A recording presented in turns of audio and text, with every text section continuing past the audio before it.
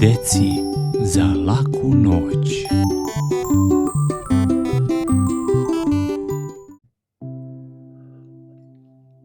Zlatokosa.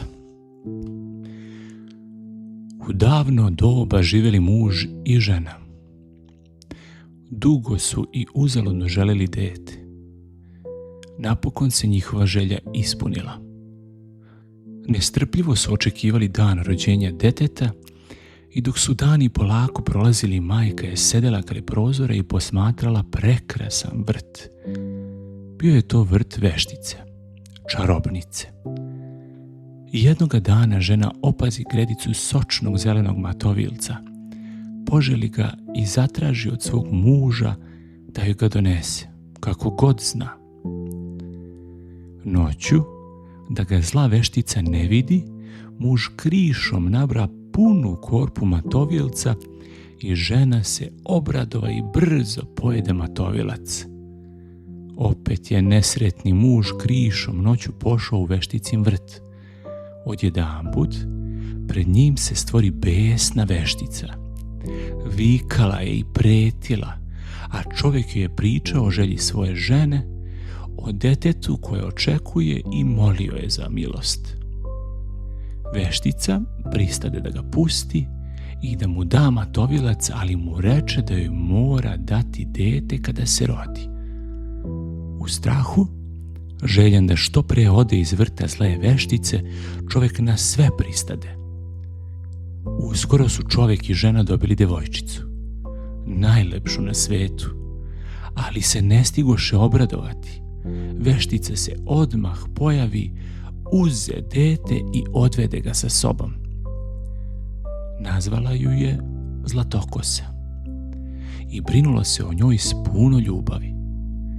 A kada je Zlatokosa navršila 12 godina, veštica je zaključa u kulu bez vrata i bez prozora.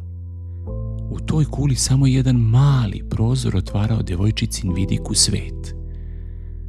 Kroz taj prozor ulazila je i svetlost dana i mrak noći. Na kuli opake veštice nije bilo ni vrata, ni stepenica. Dete je tu odraslo. Postala je devojka duge zlatne kose i nikoga nije poznavala. Nikoga nije viđala sem stare veštice. A kada bi veštica htjela da je vidi, stala bi pod kulu i naredila: Zlatokosa, Zlatokosa, spusti niz prozor svoju zlatnu kosu. Zlatokosa bi tako uradila, a veštica bi se popela uz kosu, a kasnije niz kosu ispustila. Jednoga dana jahao je šumom mladi princ. Začudi se kada u samoći daleke šume začu pesmu. Idući za glasom pesme, princ dođe pred usamljenu kulu, ali vide da nema vrata, pa ma koliko je želeo da vidi ko peva, on odjaha. Očaran pesmom, vratio se već sljedećeg dana i tako je iz dana u dan stajao pred kulom i slušao Zlatokosinu pesmu.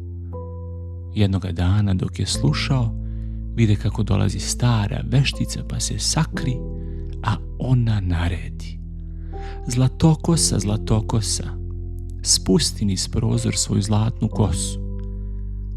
Mladić vide kako se veštica penje i kako odlazi. Zatim, oponašajući vešticin glas, on zatraži: Zlatokosa, Zlatokosa, spusti niz prozor svoju zlatnu kosu. Devojka posluša i princ se pope. Čim se videše, zavoleše se. Dugo su pričali u tišini kule. Mladić obeća da će sljedeće noći se vratiti s lestvama niz koje će oboje sići i pobeći zloj veštici. Ali je Zlatokosa bila naivna i nepromišljena. Kad sljedećeg dana dođe veštica, devojka je upita: Kako to da mi je kosi teže kada se ti penješ nego mladi princ? A veštica se strašno razljuti. Krila je Zlatokosu, čuvala je samo za sebe, a sada je shvatila da je prevarena. Uze makaze odreza zlatnu kosu Zlatokose i pomoću svojih čarolija prenese devojku u pustinju na kraj sveta. Zatim se vrati u kulu i stade čekati. A kad dođe noć, dojaha princ: Zlatokosa, Zlatokosa, spusti niz prozor svoju zlatnu kosu. Veštica uhvati čvrsto jedan kraj odrezanih vitica, a drugi spusti niz kulu. Princ se pope i na svoj užas ugleda na prozoru ružno lice i dva grabljiva oka stare veštice. Rugala mu se i smejala: nema više Zlatokose, i tebe više neće biti. I nasrnu na jadnog mladića. On pade na oštro trnje u podnožju kule. Obnevideo, očajan i nesrećan, uzjaha svoga konja. Lutao je po svetu tražeći Matovilku. Prolazili su godine. Nijednog trena slepi mladić nije zaboravio pesmu devojke iz kule. A onda, jednoga dana, mladić stiže u pustinju na kraj sveta i ču Zlatokosinu pesmu. Zovnu je po imenu.